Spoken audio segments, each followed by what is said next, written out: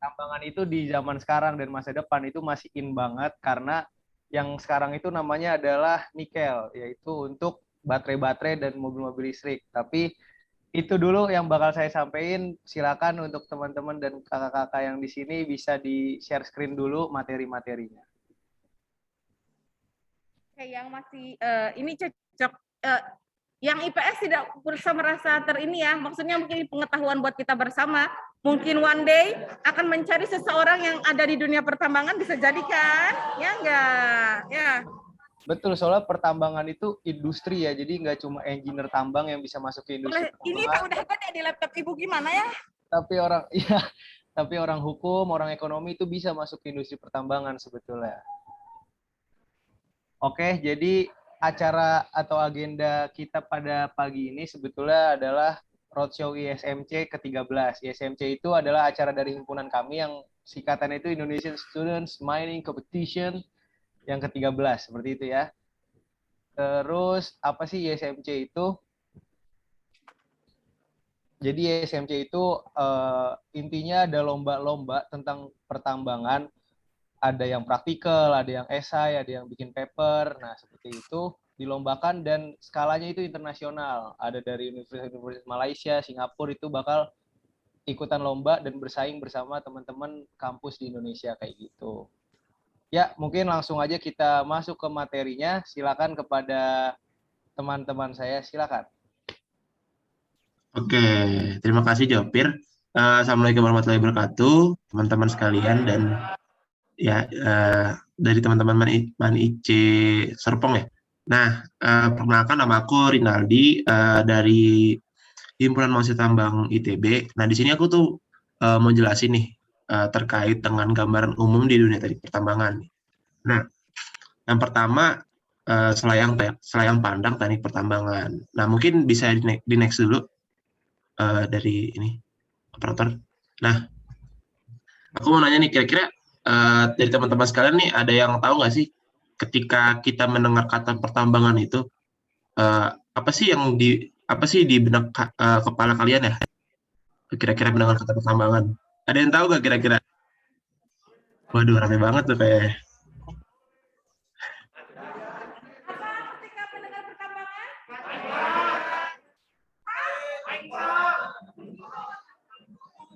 Satu-satu coba, satu-satu angkat tangan. Yang mau jawab.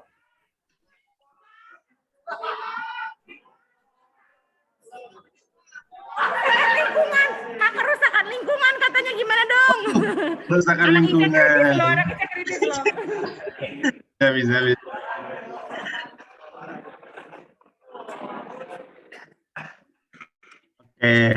Oke, mungkin oke, makasih atas jawabannya teman-teman. Nah, jadi aku mau ngasih tahu sedikit nih, kira-kira apa aja sih hasil-hasil tambang nih yang dekat banget nih dengan kehidupan kita sehari-hari. Nah, aku mau jelasin contoh pertama, namanya batu bara. Nah, batu bara itu sangat dekat sekali nih teman-teman untuk kehidupan kita sehari-hari karena batu bara itu merupakan sumber energi bagi listrik kita, karena ya kita kan memakai listrik ya. Listrik itu hal yang fundamental buat kehidupan kita sehari-hari. Nah, itu sumbernya dari batu bara, teman-teman.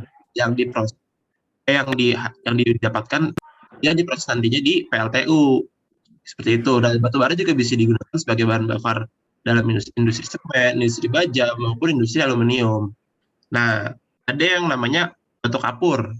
Nah, batu kapur itu juga sangat dekat dengan kehidupan kita. Contohnya itu bisa digunakan dalam pengkristalan gula ataupun tepung. Nah, yang ketiga itu ada yang namanya timah. Nah, timah itu juga hasil tambang, teman-teman. Nah, itu tuh dimanfaatkan sebagai pembungkus rokok, pembungkus coklat ataupun permen seperti itu. Nah, jadi sebenarnya ya hasil tambang itu sangat dekat banget nih bagi kehidupan kita, dan hasil tambang itu sangat fundamental banget nih buat kehidupan kita. Tanpa hasil tambang ya kayak contoh-contohnya handphone kalian, laptop kalian tuh nggak bakal bisa jadi gitu dari tanpa hasil tambang yang bisa dimanfaatkan gitu. Seperti itu sih. Mungkin bisa di next. Nah, dari kami tuh udah membuat video, mungkin teman-teman bisa menyimak ya videonya secara singkat nih. Silakan di play operator.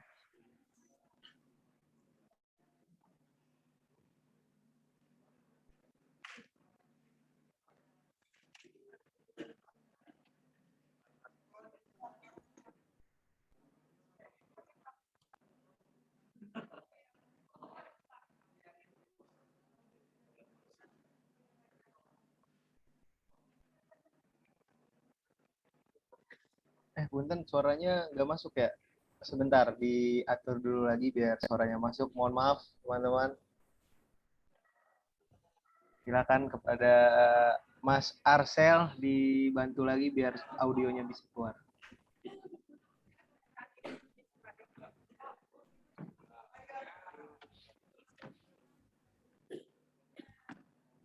Bu, ini teh zoom-nya ditaruh di layar gitu atau gimana? Nah, gimana Sel? Aman? Nah, silakan ditonton. Indonesia merupakan negara yang memiliki banyak sumber daya alam yang sangat berlimpah. Salah satunya adalah kekayaan alam tambang mineral dan juga batu baranya. Ngomong-ngomong, tahukah kalian, sadar atau tidak, ada banyak banget loh barang hasil tambang yang ada di sekeliling kalian, ataupun benda yang sering kalian gunakan, mulai dari kalian bangun tidur sampai tidur kembali. Contohnya nih, ada smartphone yang sering kalian gunakan setiap saat. Komponen penyusunnya adalah barang-barang tambang seperti emas, nikel, kobalt, timah, pasir kuarsa, dan lain sebagainya. Contoh lainnya lagi nih, misalnya barang-barang yang sangat melekat dengan kaum hawa, apalagi kalau bukan make up. Seperti pensil alis dan maskara, di dalamnya terdapat kandungan mineral mangan oksida yang mampu memberikan pigmen warna secara alami, dan parafin sebagai pemekat warna. Lalu ada bedak dan alas bedak, setidaknya ada 4 bahan tambang yang terkandung di dalamnya, yaitu mineral talc, logam titanium, parafin, dan juga logam zinc. Dan yang terakhir ada lipstik yang mengandung logam aluminium, logam titanium, parafin, dan mineral mika. Selain itu masih banyak banget barang-barang tambang lainnya yang ada di sekeliling kita, seperti tembaga yang biasa digunakan sebagai bahan utama pembuatan kabel, serta timah yang sering kita jumpai pada pembungkus rokok, coklat, dan permen. Contoh-contoh tersebut merupakan sebagian kecil dari 1001 manfaat komoditas pertambangan. Dengan demikian, dunia pertambangan sangatlah penting bagi keberlangsungan hidup manusia. Di Indonesia sendiri, banyak tersebar bahan tambang yang dikelola oleh perusahaan tambang. Misalnya nih, ada emas dan tembaga yang banyak dijumpai di daerah Papua. Kemudian di Kalimantan, terdapat batu bara yang sangat melimpah. Sedangkan nikel banyak dijumpai di daerah Sulawesi. Kemudian di bagian barat Indonesia, sering kita jumpai timah di Bangka Belitung, begitupun bauksit banyak dijumpai di Pulau Bitan. Mineral dan batu bara ini umumnya ditambang dengan 2 metode loh, yaitu ada metode terbuka ataupun metode tambang bawah tanah. Nah, tambang terbuka merupakan kegiatan penambangan yang dilakukannya di atas permukaan bumi. Contohnya nih, ada tambang tembaga, tambang batu bara, ataupun tambang batu kapur. Sedangkan tambang bawah tanah ialah kegiatan penambangan yang dilakukan di bawah permukaan bumi. Contohnya ada tambang emas dan juga tambang batu bara. Adapun disiplin ilmu yang sangat erat kaitannya dengan pertambangan adalah teknik pertambangan itu sendiri, yang mempelajari berbagai hal yang berhubungan dengan pertambangan, termasuk proses eksplorasi sampai dengan proses eksploitasi. Ada juga nih disiplin ilmu yang mirip dengan teknik pertambangan, seperti teknik perminyakan, teknik metalurgi, dan juga teknik geologi.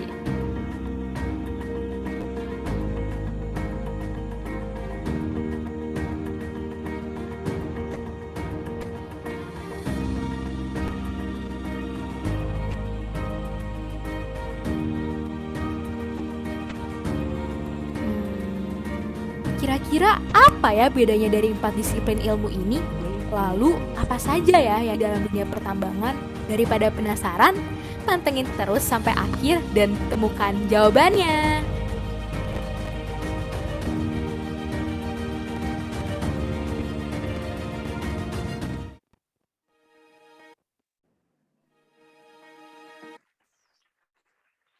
Oke, mantap sekali videonya. Nah, dari video singkat tadi ya, teman-teman mungkin ada beberapa tambahan ya. Tadi ada beberapa contoh-contoh kayak laptop yang dimanfaatkan juga dari hasil tambang. Nah, mungkin di sini aku mau jelasin lagi ya. Kira-kira teknik pertambangan itu apa sih? Nah, jadi teknik pertambangan itu adalah program studi yang mempelajari gimana sih caranya melakukan proses penambangan, terutama mineral berharga dan batu bara. Nah, nanti tujuannya dari program studi teknik pertambangan itu adalah mengeksploitasi ataupun mencari mineral-mineral berharga yang ada dalam bumi dengan memperhatikan faktor ekonomi, sosial, lingkungan, dan faktor-faktor lainnya. Jadi pada intinya ya prodi teknik pertambangan itu pengen tahu nih gimana sih caranya ngambil barang tambang seekonomis mungkin tapi tetap memperhatikan faktor-faktor lingkungan, faktor-faktor yang ada di sekitar tambang itu sendiri dan faktor-faktor yang tadi disebutkan. Nah, jadi ada beberapa nih mata kuliah yang berkaitan dengan teknik pertambangan ataupun kalau di SMA kan disebutnya mata pelajaran. Nah, jadi ada mata kuliah namanya kristal mineral batuan, pengobaran dan peledakan, sistem penambangan, dan kebijakan pertambangan. Nah, kemudian aku mau jelasin lagi gimana sih perbedaan teknik pertambangan dengan prodi lain. Nah, pasti teman-teman sering dengar nih, ada yang namanya perminyakan. Kalau aku sendiri sih dulu memang mikirnya kayak tambang itu ngambil minyak kan, kayak gitu. Nah, jadi sebenarnya teknik pertambangan sama teknik perminyakan itu berbeda, teman-teman. Nah, kalau untuk teknik perminyakan itu sendiri, apa ya, sebenarnya tujuannya untuk mengeksploitasi dan mencari ya, di mana sih sumber-sumber bahan tambang. Nah, cuman bahan tambang itu beda. Kalau untuk teknik perminyakan itu adalah minyak bumi dan gas yang berbentuk non padat ataupun fluida. Nah, jadi berbedanya tuh di bahan tambangnya. Kalau tadi kan teknik pertambangan itu kan benda-bendanya padat ya, kayak contohnya batu bara dan emas gitu. Nah, jadi kalau di teknik perminyakan tuh perbedaannya seperti itulah secara garis besarnya. Nah, kemudian ada yang namanya teknik metalurgi. Nah, untuk di ITB sendiri, teknik metalurgi itu merupakan subjurusan ya dari teknik pertambangan dulunya. Nah, jadi teknik metalurgi kenapa sangat berhubungan banget dengan teknik pertambangan? Karena di teknik metalurgi itu mempelajari gimana sih caranya memproses ataupun mengolah mineral dan batu bara yang udah diambil oleh orang tambang nih, udah diambil oleh orang-orang tambang. Nah, diproses nih sama orang-orang metalurgi.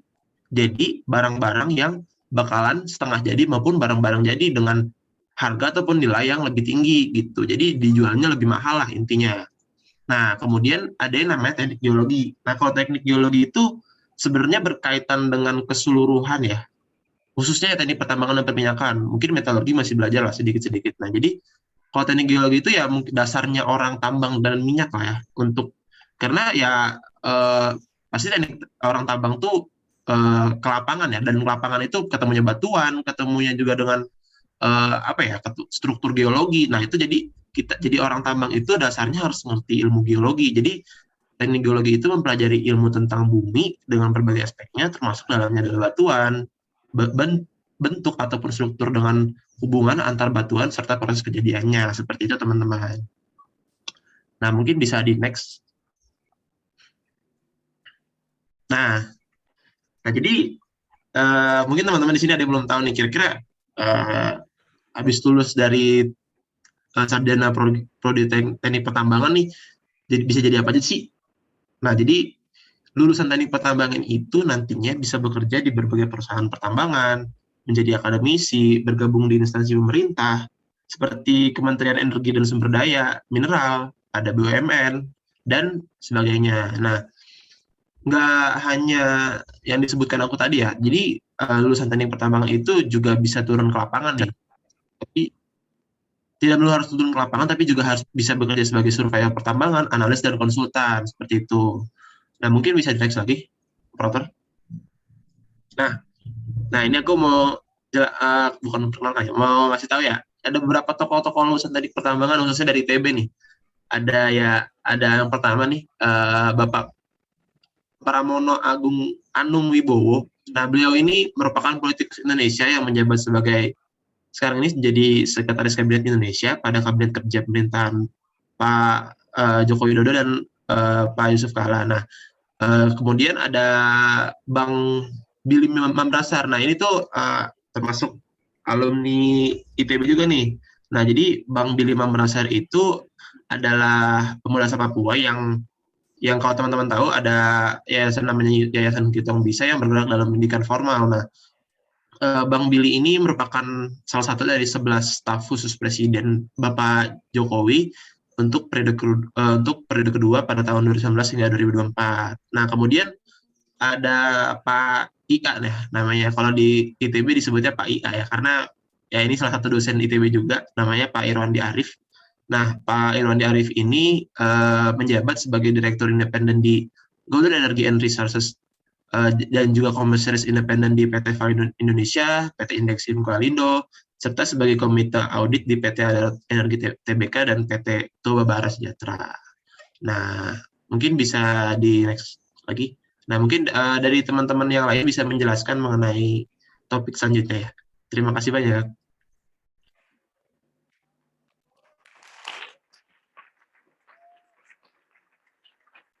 Ya, terima kasih tepuk tangannya.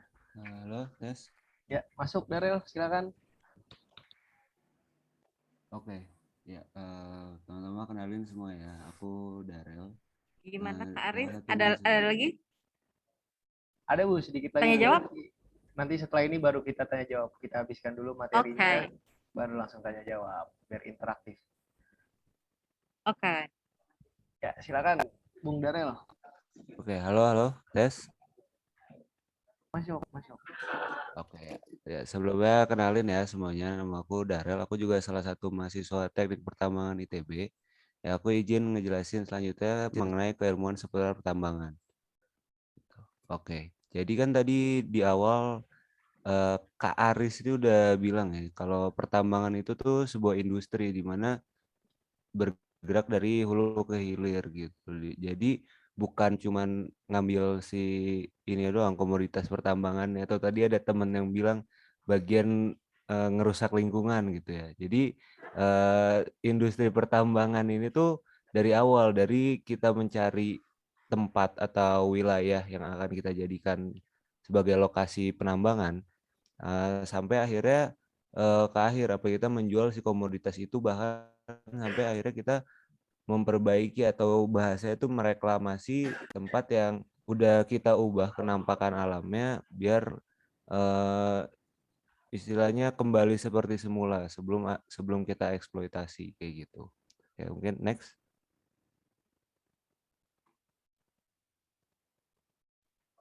Ya, oke. Jadi selanjutnya ini ada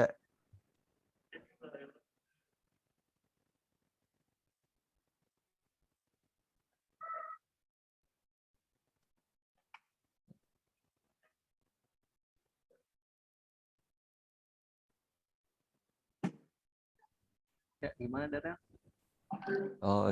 oke. Wow. Ya, ya jadi selanjutnya ini ada komoditas tambang ya. Tadi aku juga udah beberapa kali bilang komoditas. Jadi eh,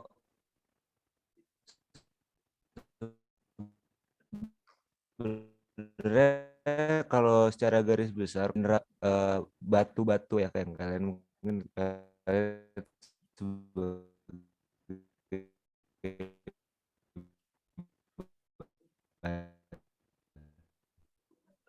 itu ya. Sini kayak ada timah apa batu bara itu sendiri, karena batu bara itu bukan termasuk mineral teman-teman gitu. Nah, kenapa batu bara tidak termasuk mineral? Kalian masuk teknik pertambangan biar tahu kenapa batu bara bukan termasuk mineral. Oke, lanjut operator.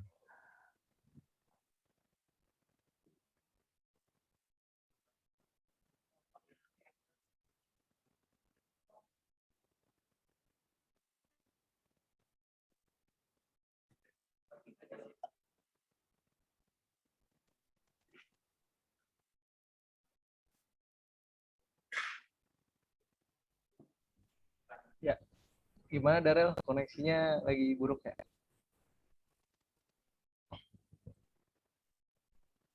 Oke, kalau begitu silakan kepada Kak Ima ya, bisa melanjutkan apa yang tadi Daryl sudah ceritakan seperti itu. Silakan Kak. Oke, jadi maaf sebelumnya. Jadi saya akan melanjutkan dari penjelasan dari teman saya sebelumnya. Sebelumnya perkenalkan, nama saya Ima, jadi sama tadi dengan teman-teman sebelumnya, juga mahasiswa Teknik Pertambangan ITB. Nah, gimana sih cara menambang komoditi tambang itu? Nah, ternyata ada dua. Yang pertama adalah tambang terbuka dan tambang tertutup. Yang pertama adalah tambang terbuka. Jadi kalau tambang terbuka itu berarti metode penambangannya itu, kegiatannya itu segala kegiatannya berada di atas permukaan bumi. Berarti tempat kerjanya juga pasti berhubungan langsung dong dengan udara luar. Jadi ya, tambang terbuka berarti di atas permukaan bumi. Mungkin bisa dilanjut. Nah, ini. Jadi teman-teman, tambang terbuka itu secara garis besar ada 3 yang umumnya banyak di Indonesia. Ada open pit mining, kemudian ada open cast mining, kemudian quarry. Nah, kalau open pit mining biasanya itu yang paling terkenal di Indonesia itu ada di tambang tembaga di PT Freeport, yaitu di Papua. Kemudian open cast mining itu biasanya di yang paling terkenal juga itu adalah ada tambang bauksit. Jadi kalau teman-teman tadi yang sudah dengar video, berarti tambang bauksit itu banyak di daerah Sumatera dan di daerah Sumatera ya. Dan contoh perusahaannya itu adalah PT Aneka Tambang atau biasa dikenal dengan PT Antam. Kemudian kuari itu biasanya pada bahan galian yang bergolong C. Nah, kalau itu contohnya tambang batu marmer yang ada di PT Multi Marmer Alam yang ada di Bandung. Selanjutnya mungkin. Nah, tadi kan udah ya dibahas tentang tambang terbuka. Ternyata selain tambang terbuka juga bisa menambang di bawah tanah. Nah, gimana tuh? Ternyata metode penambangan ini itu segala kegiatannya tuh aktivitasnya berarti berada di bawah permukaan bumi. Jadi bedanya tadi di atas permukaan bumi, sedangkan ini di bawah permukaan bumi. Dan tempat kerjanya ya pasti tidak langsung berhubungan dengan udara luar. Selanjutnya mungkin kita lanjut aja. Nah, kalau contoh tambang bawah tanahnya itu ada block caving dan cut and fill stopping. Untuk lebih jelasnya nanti teman-teman nanti join aja nanti teknik ngambil jurusan teknik pertambangan biar lebih jelasnya nanti. Atau ditanyakan di akhir. Nah, ini masih lanjut atau? Oke, ini aku lanjutin ya teman-teman. Ya, lanjut. Mungkin perkenalkan aku Dava dari HMT juga. Oke, untuk fun fact pertambangan nasional. Mungkin bisa lanjut.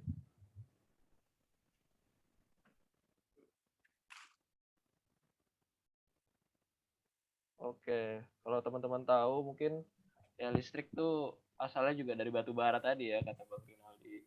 Nah itu asal usulnya. Nah, mungkin lanjut lagi. Ada yang lebih menarik. Lanjut terus. Kan batu bara. Ya, kurang jelas ya? Silakan Dapil agak dikencengin lagi suaranya kayak lagi. Oke, udah ya. Boleh. Nah, ini untuk persebaran ya. Yang menandakan bahwa sebenarnya industri tambang ini masih survive ke depan. Nah, oke, mungkin bisa dilanjut lagi. Tuh, kata Pak Ridwan Jamaludin juga nih, batu bara tuh masih 65 tahun lagi cadangannya. Cadangan nih siap untuk eksploitasi ya. Jadi masih banyak banget komoditi buat ditambang dan nggak perlu khawatir lah batu bara itu habis, nggak bakal itu. Kalian 65 tahun lagi, teman-teman. Oke, lanjut. Nah, ini kalian pasti tahu kan PT Freeport Indonesia. Nah, ini cadangannya tuh sampai 2,27 miliar ton biji. Nah, Indonesia ini sebenarnya peringkat kelima ya untuk cadangan emasnya dan 50% itu ada di PT Freeport Indonesia di Mimika, Papua. Oke, lanjut saja. Nah, terus bicara tentang tambang batu bara tertua di Indonesia itu ada di Ombilin di Sumatera Barat ya teman-teman. Nah, pertambangannya emang industri tertua di dunia bahkan dan salah satunya di Indonesia juga. Nah, di Ombilin ini adalah salah satu tambang tertua di Indonesia. Oke, lanjut.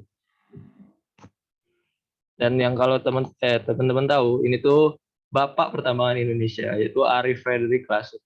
Mungkin sedikit singkat cerita ya, ini emang perjuangan dia masa penjajahan tuh sangat berjasa lah untuk dunia pertambangan Indonesia. Dan mungkin untuk tanggal lahirnya bisa di stok sendiri ya teman-teman di Google. Mantap. Oke, terima kasih. Sekian dari kami. Sampai berjumpa di lain waktu. Mungkin dikembalikan ke Kak Aris ya sebagai MC.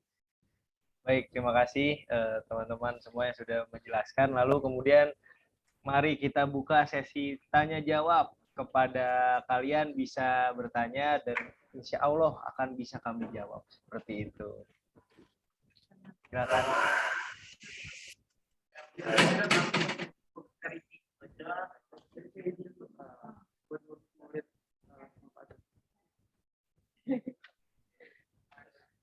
Oke, sesi tanya jawab Kak Aris.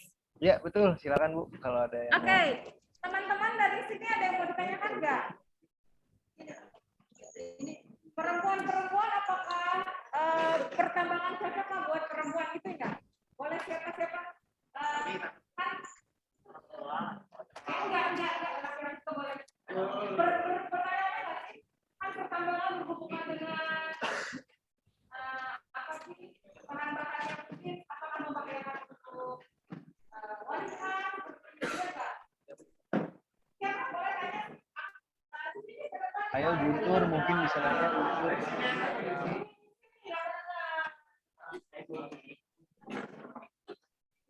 Tadi mana yang banyak?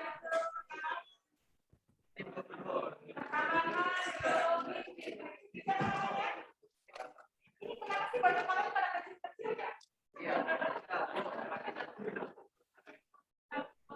Oh, ini yang mau nanya nih. Kamu harusnya bajunya masukin. Boleh bertanya siapa namanya? Aika. Aika, aduh rambutnya juga. Aduh. Aika boleh bertanya, silakan. Silakan Hasil tambang itu dijualnya kemana?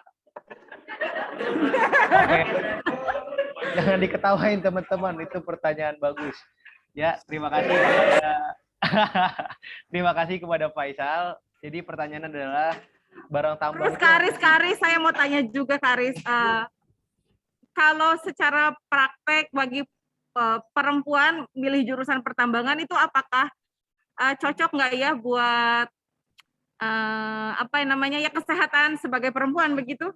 Ya karena kan kita berada di bawah tanah lah, berhubungan dengan bahan-bahan yang mungkin berbahaya seperti itu. Gimana tuh?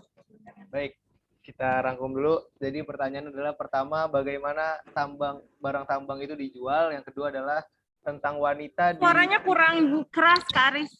Baik, iya. Halo. Bisa masuk ya.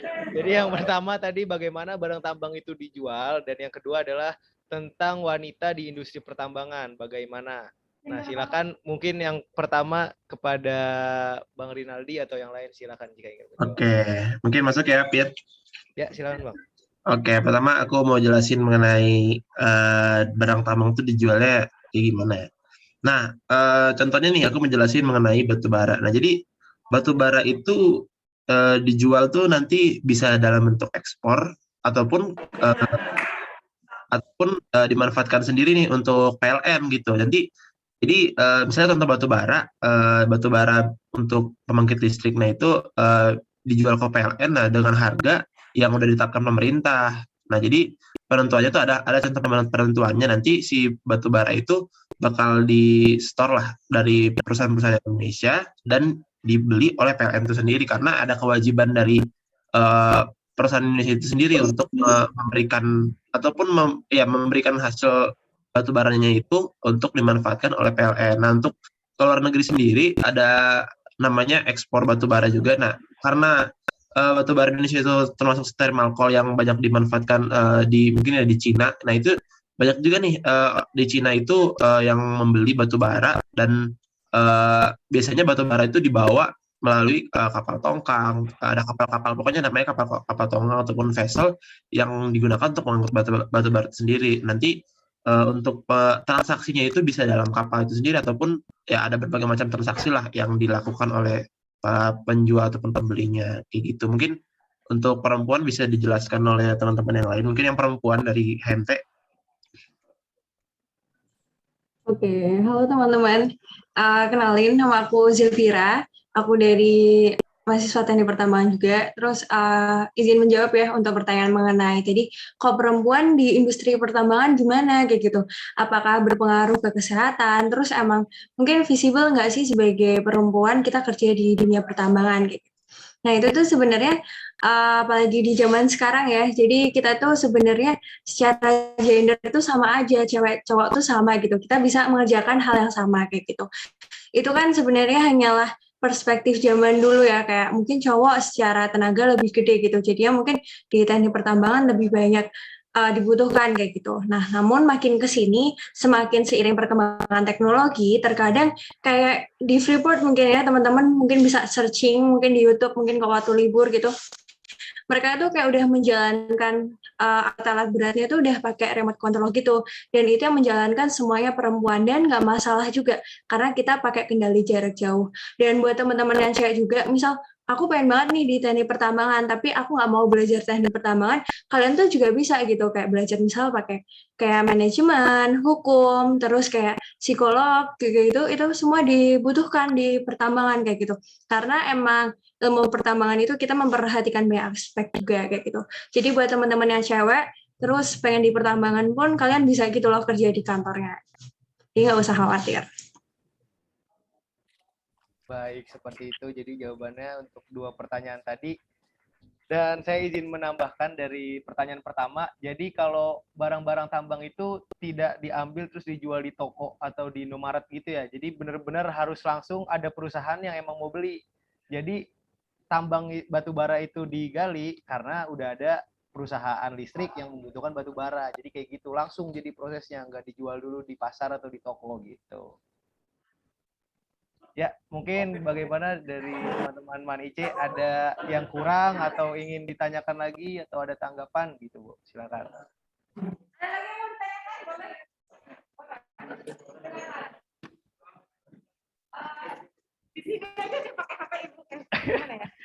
Sebentar ya. Si Ibu capek bolak-balik. Dari sini aja nih. Tapi suaranya double ya.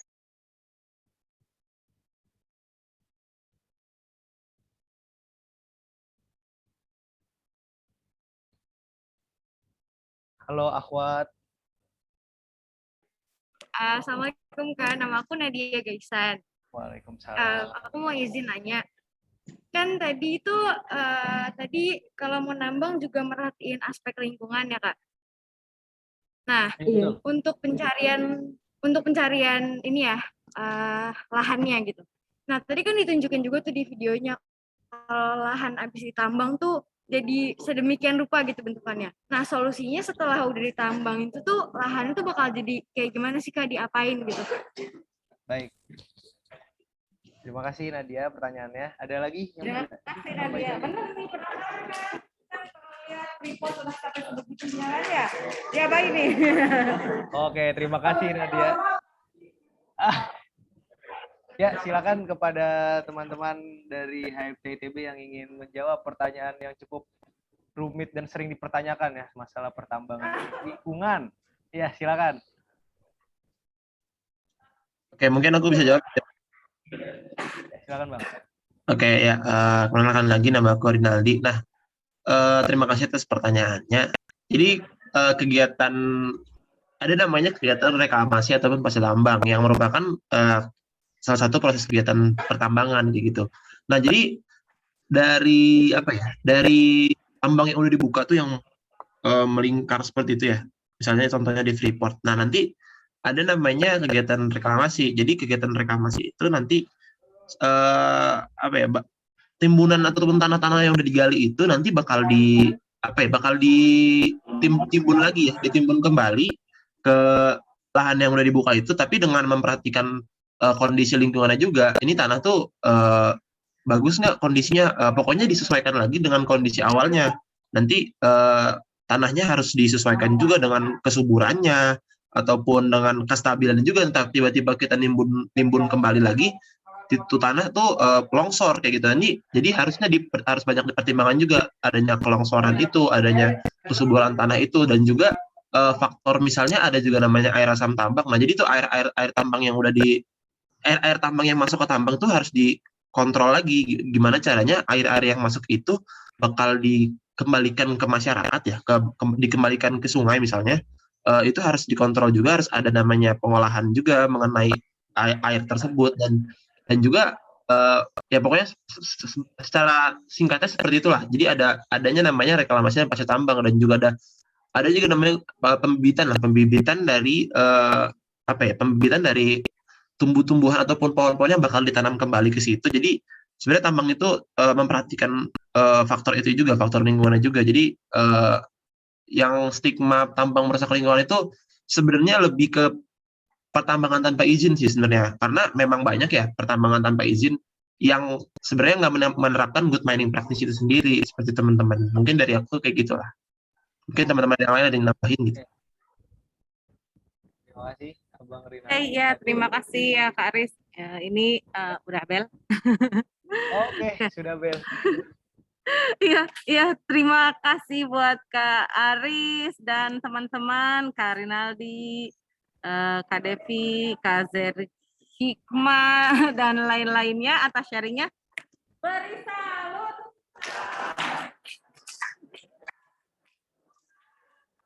Dari komentar.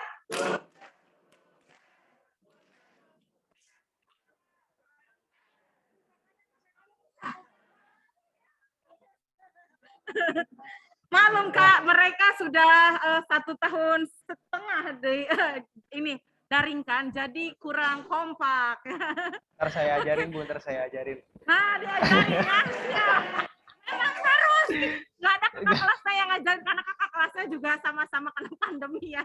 Jadi ya gitu dia lah, seadanya ya. Mungkin buat penutup bisa kita foto bareng dulu, gaya bebas semuanya.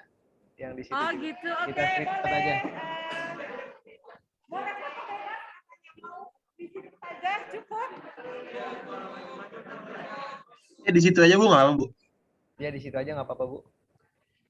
Udah kayak gini aja. Ya, hitungan ketiga kita nanti di foto, di screenshot aja di laptop sama teman saya gitu. Oke, mari kita foto. 1, 2, 3. Ya, gimana? Sudah ya? Oke. Sekali lagi. Sekali lagi teman-teman. Ice. Gimana guys Ice? Oke. Ya, 1, 2, 3. Baiklah kebangsaan Ice. Oke, terima kasih. Oke. Terima kasih banyak ya Kak Aris. Mohon maaf sudah mengganggu waktunya. Saya izin menutup kelas hari ini ya.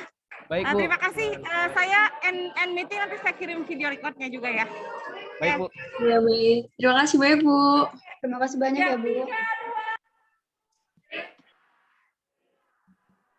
Ya, insan cendekia tetap semangat, mantap.